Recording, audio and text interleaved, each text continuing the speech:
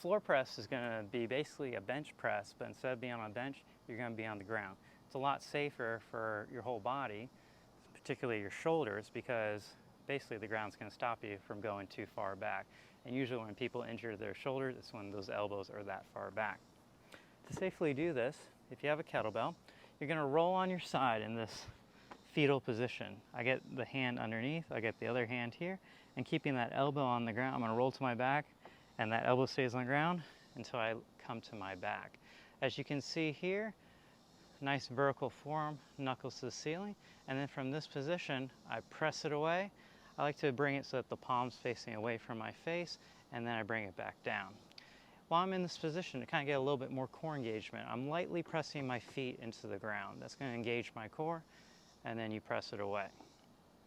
If you're using two bells, it is a double floor press. To get into that position safely, especially as the weight gets heavier, set up the kettlebells next to you.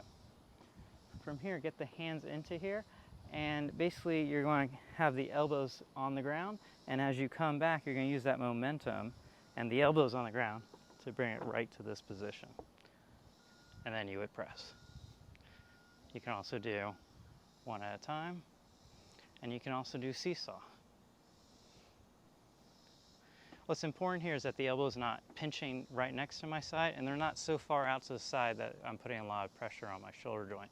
Once again, just like a push-up, it's about at that 45-degree angle, and then once you're done, you'd sit up and do it just like that.